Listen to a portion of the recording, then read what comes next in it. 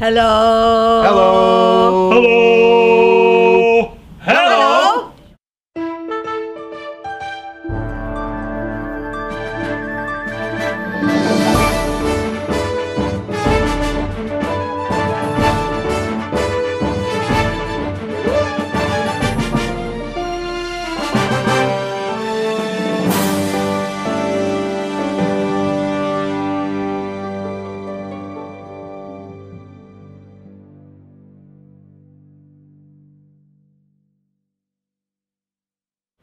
Hello, hello again. This is Flynn Cook, John Barry, and Gail Butt from Metropolis After Hours. I don't know where that accent came from. I don't either. I have no idea. It's all right though. Don't worry about it. Anyway, this episode, because we haven't had an episode in a couple of weeks, we're playing catch up with the comic storylines. Right. So, try and make this succinct, right, guys? We're as try succinct our as possible. hardest, Okay. but it's reality. You know, we're in the moment. So, Yes, you know. well, okay, I'm going to go first. There are a couple of books I wanted to talk about, if I can find them here. Okay, just briefly, I think we talked about this before in the episode. I wanted to give a few new thoughts to the current new issues of Batman Return of Bruce Wayne. You know, as usual with Grant Morrison's Batman, it doesn't make any sense at all. You know, it rebounded on the second issue where it started the Pilgrim issue, where it made more sense for me. Together for a little while. Yeah, but then 3 made no sense, 4 made less sense. I don't have much hope for 5 or 6. Before had Jonah Hex. But it is still kind of cool, in spite of the fact that it makes no sense. It's he still comes up with good ideas. Cool. Grant comes up with great ideas. I just don't like the implementation of them because he has to tie everything together. Every issue is like some key to a puzzle. Does everything have to be a key to a puzzle, man? Can't you just tell an interesting story? He did that, but that was All-Star Superman. Well, you know, the whole Bat cult founding and it's lived throughout the histories thing is too esoteric and too weird. I didn't like when Joe Straczynski started doing the spider totem thing in his Spider-Man run. I don't need a bat totem thing. Okay, so moving on. I don't think we talked about this yet, but Batman Odyssey, which is on issue 2 right now, Batman Odyssey is written and illustrated by the great Neil Adams. The most verbose Batman you will ever see. Yeah, Dear God, yes. Ain't No Cool News was making fun of that, but I'll tell you this: they don't know what they're talking about because. You know, for the price point, $3.99, this is a comic that takes you about 15 to 20 minutes to read, as opposed to all the other comics that will take you 5 minutes. That's a very conservative estimate. It took me like 30 minutes to get through the first issue. Yeah. I liked parts of it. There were parts of it that I didn't like very much. I thought that he was out of character. For much of the issue. But see, that's the thing. He's setting up little, you know, it's 12 issues. It's going to be a slow, kind of a slower burn. He's setting up a lot of stuff that leads you to believe that things aren't as they seem. Dick Grayson's still Robin for some reason. Man-Bat and Bruce are very kosher with each other, which is kind of more makes it feel like this is continuity with the 70s comics that Adams had a part in. Exactly. And you know, he's mentioning through the narration and through Robin's reactions that Bruce is acting a little out of character. Yes. That's going to be explained. So people complaining and nagging about this book I'm still sticking with are it jumping the gun. It's Neil Adams. It's interesting though. It's interesting. As Neil said to people at Comic-Con that asked him about it, he said, "I've got some crazy stuff coming up. Stay with it for another 3 or 4 issues before you jump ship because stuff is going to start to make sense while I set up more questions." So wordy but interesting. We call that having Chris Claremont-itis. So. Hey, I'll take Chris Claremont any day of the week. Batman Beyond. Batman Beyond is awesome. It's a great book. Unfortunately, I do have a complaint as a fan of Batman Beyond. No complaints. Adam Beechin, who is writing it, he's writing it great. It's just great, except for one complaint. As I already said. Tell us, Flynn. Bruce is written to be too much of a jerk. If you're familiar at all with the show, Bruce is not a jerk like that to Terry. He reprimands him, he yells at him a little bit, but he loves him. Yeah, it's a lot more paternal. You can tell that he loves him. In the comic book that Adam Beechin is writing, Bruce is just a flat out jerk, and Terry can't do anything right. Yeah, I did notice that also. I do. And this takes place after Return of the Joker in terms of continuity. So Terry's already well established at this point, so it doesn't make any sense for Bruce to all of a sudden he's not a hate him. newbie. He's not a trainee anymore. He's Other really than at that point. No complaints. Oh, really good. And if you haven't been reading it because maybe you weren't on board with the whole Batman Beyond thing at the time the show came out, revisit it. It's super cool, you're missing something really good. Yeah. Okay, and moving on to the last book I want to talk about, Amazing Spider-Man.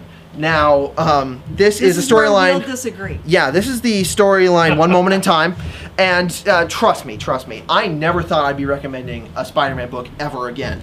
But you know what? I have to say, this story isn't like super fantastic so far, but I like where it's going. It's something of an apology for One More Day, and you know, it's kind of turned me around on it. I'm starting to think that maybe Joey didn't undo their marriage for selfish reasons. Maybe he did it just to have that period where they weren't in it to lead to a big story that puts them back together.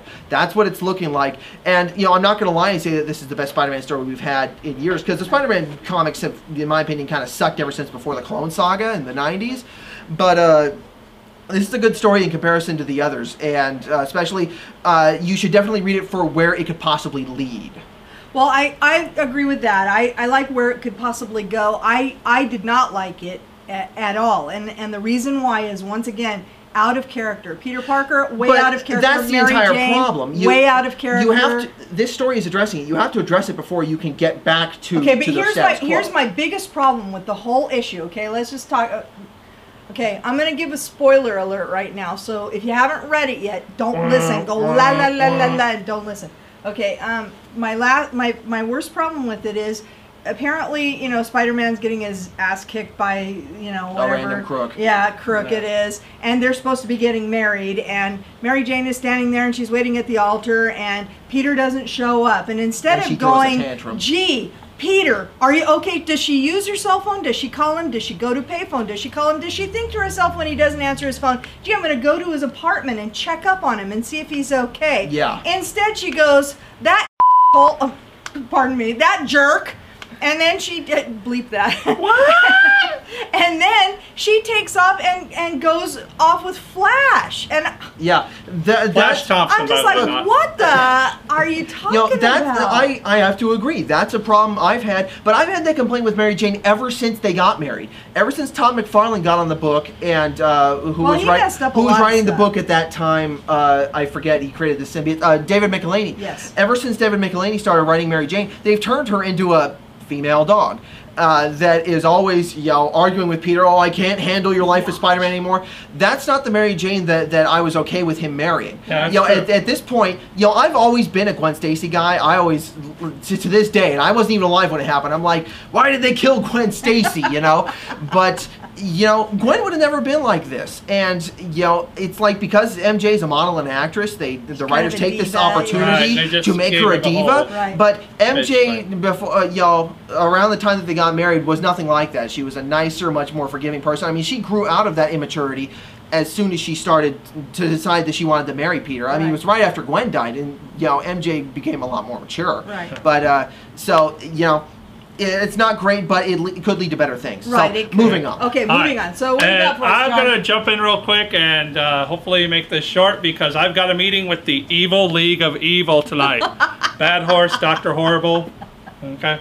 Anyway, so first of all, it's Tiny Titans. I love this book. With the all super issue. Man, I love this issue. Me too. If you're not reading Tiny Titans and you think it's just some kid's book, you're really missing out, because it's a lot of fun. A lot of great jokes in this book. The whole staff loves this book. As soon as it comes in, all of us fight over it. All of us read it. We run for it first, and it's a quick read for a grown-up. It's really fun, though, and it is a great book. Yeah, and it's this a one heck is of a really great time. especially It's fun. basically all jokes kind of laid on the whole Superman mythos, basically. My favorite part being when Jor-El, or Super Monkey, calls for Jor-El. Activates the Fortress of Solitude hologram. Jor-El basically goes with it, and he's like, okay, I guess that's what happened to my son now, so let me talk to you. Anyway, very funny stuff. General Zod is watching from the Phantom Zone, and he's like, you were talking to a monkey. Yeah, just hilarious, hilarious stuff. It's really cute. And going from kids' books to something that's not so kiddie, it's True Story, Swear to God. Swear to me. Written and done by Tom Beelan, the Viagra issue. Oh boy. So Tom Beelan has a problem. Need to say more. Yeah, so these are all true stories about him and his wife Lily. Yeah, he's married and everything. So he has a bit of an issue, so he takes the pill, and it's actually, I'm kind of joking a little bit, but it's really The way they handle it is very realistic. This could be winning an Eisner next year, this particular issue. I've always I thought wouldn't that be this surprised. is a real cute series. Yeah. It's actually, you know, it's great if you have a girlfriend. Right. You know, guys, if you got a girlfriend, she's not into comics, I guarantee you she'll like this one because there's nary spandex in sight anywhere. This is it's about real seriously people. a good book. Yeah. If you want something different, as she said, from comics, you couldn't do any better than this. It's a fantastic book. Yep. Also, speaking of fantastic books, The Terrible Axeman of New Orleans. Thumbs up. By Yes. Rick Geary. 3 thumbs up. I like it. Rick Geary, this is his part of his treasury of 20th century murders. He also has a treasury of Victorian murders. Yeah, it goes without saying this is not a kid's book. It's not a kid book definitely not. whatsoever. No. Very detailed, true stories of graphic murders. This is a true story about the Axeman of New Orleans, who was literally killing immigrant grocers as they slept, and their families, as they slept in their homes in New Orleans in like 1918. Yeah, this is all true stuff. So. Highly detailed. Look at that beautiful illustration on that. Just Look at the beautiful and blood it and could, guts. yeah, it could not It's be in more black and white, detailed. so. Just unbelievably great book. And finally, speaking of unbelievably great books, Archie currently is doing this whole Twilight thing, where it's a Twilight tie-in, whatever. But you know, It's okay. a parody. It's a parody. Don't get scared. What you really want, if you really want to remember Archie, is the best of Dan DeCarlo, which is just a fantastic book. Look at that layout, look at that line work, and the stories themselves last about 5 or 6 pages, but hilarious, laugh out loud stuff. I can't encourage you enough to get this. Very great stuff. And that's it for me. All right. Well, this week, I love this. This is X-Files, 30 Days of Night. It's a crossover. If there was ever a match made in hell, this is it. It's great for me to see Scully and Mulder in action again. And what's really cool about it is this is written by Steve Niles, our buddy. and yeah, he's a really great writer on top of being a really good guy. But he really captures the flavor of the original X-Files series, and of course 30 Days of Night is really scary because his vampires are not romantic, you know, adorable, sparkly things like they are in Twilight. These are really, really scary monsters. And so this is a really cool book because it really does feel like an episode of X-Files, and I really love this. So if you haven't read that, if you like different vampires, try that.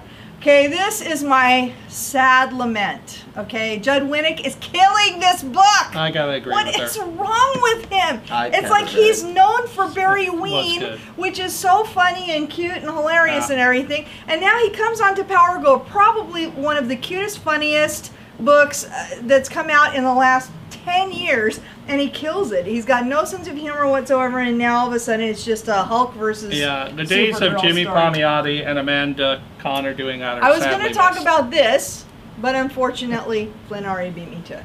Sorry, boss. So what he said. Don't fire me. No, I won't. Okay, Superman. This is Grounded, the continuation of the Joe Straczynski story. This one was not as good as the issue that preceded it, 701. That would have been. This one is I agree. 702, but it was still good. It's still interesting. I think the idea of Tell the them story. the premise, yeah. The idea of the story, if you haven't been following Superman, is that he is dealing with the aftermath of the 100-Minute War, We the War did of the already cover Superman. that. Yeah, and so he decides to go on kind of like a walkabout, and well, also for people who didn't see that episode. So he's going on walkabout. He's reconnecting with the ordinary people in America, and so this particular episode wasn't quite as touching or didn't have quite the pathos that the other one did. It was kind of a thinly veiled political statement about illegal immigration. But it is groundbreaking. But it was still kind of cool. Yeah, it was still kind of cool, and I still think it's a good story, and it's definitely worth your time. So Yeah, I really feel Straczynski's stuff with Superman will be groundbreaking. I do years too. from now. Yeah, I do too. So that's it for this time. Join us next time.